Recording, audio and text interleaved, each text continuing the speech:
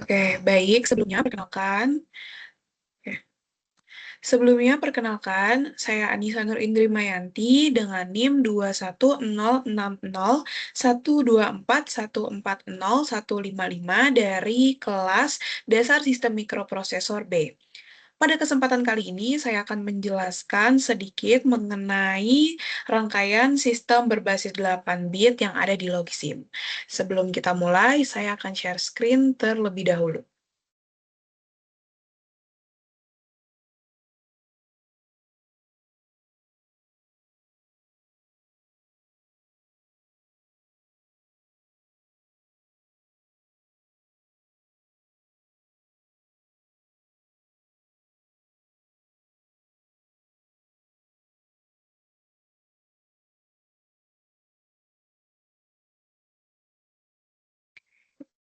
Oke, baik.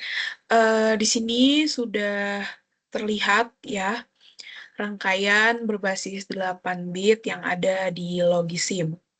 Jadi, rangkaian ini itu memiliki beberapa komponen utama. Yang pertama adalah program counter atau PC yang ada di sini. Kemudian ada instruction register yang ada di sini atau IR.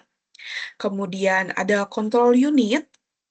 Kemudian ada Memory Address Register atau MAR, kemudian ada RAM atau memori, kemudian ada GPR atau General Purpose Register, kemudian ada ALU, dan di sini ada jalur-jalur data bus dan juga clock. Untuk sistem ini sendiri atau rangkaian ini bekerja berdasarkan instruction cycle dari mikroprosesor yang memiliki 3 tahap, yaitu fetch, decode, dan execute. Oke, langsung kita mulai saja. Yang pertama itu adalah tahap fetch atau pengambilan instruksi. Jadi, tahap fetch itu pengambilan instruksi dari memori. Di sini, PC ya menyimpan alamat instruksi yang akan dijalankan. Kemudian, alamat instruksi ini dikirim ke MAR melalui sinyal LM. Setelah itu, MAR akan mengakses memori yang ada di RAM sesuai alamat tersebut. Data atau instruksi dari RAM kemudian dikirim lagi ke IR melalui sinyal EI dan sinyal ER.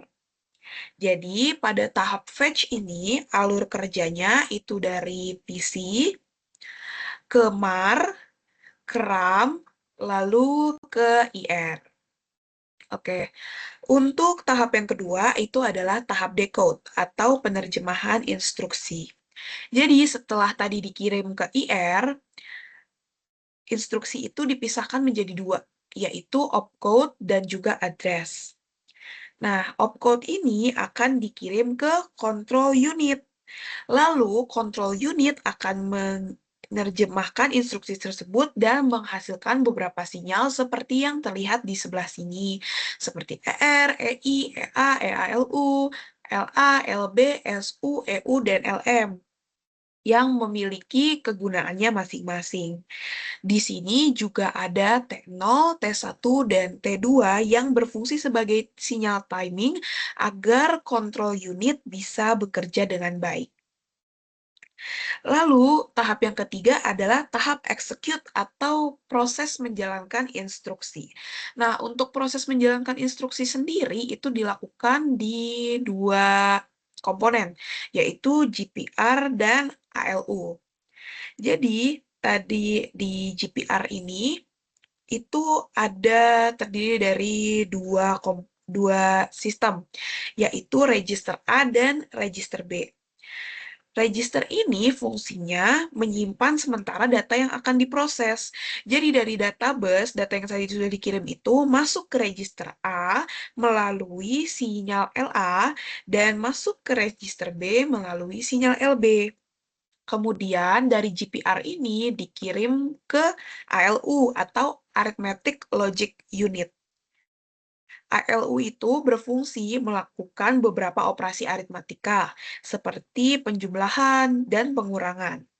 Operasi-operasi ini dikontrol oleh beberapa sinyal, yaitu sinyal SU untuk menentukan jenis operasi yang akan dilakukan, dan sinyal EU untuk mengaktifkan output ALU. Nah, lalu hasil dari ALU ini dikirim kembali melalui bus. Jadi, hasil ALU ini bisa kita simpan kembali ke register atau ditulis ke memori atau RAM.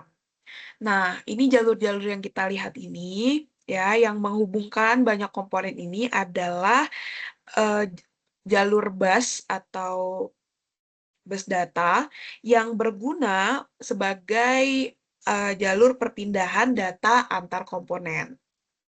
Lalu di sebelah sini ada clock dan timing. Ya, jadi clock ini menghasilkan sinyal-sinyal timing seperti T0, T1, dan T2 yang berfungsi mengatur urutan proses. Jadi, karena adanya clock ini, semua proses yang berada di dalam sistem ini bisa berjalan dengan sinkron. Nah, jadi secara keseluruhan, seperti yang sudah saya sebutkan tadi, sistem ini bekerja berdasarkan instruction cycle mikroprosesor yang punya 3 tahap, yaitu fetch, decode, dan execute. Jadi data diambil dari memori, diterjemahkan oleh control unit, diproses di GPR dan ALU. Nah, semua proses ini bisa berjalan dengan baik juga karena adanya bus data dan juga clock. Oke. Kiranya sekian yang bisa saya sampaikan. Mohon maaf jika ada kesalahan. Terima kasih dan sampai jumpa kembali.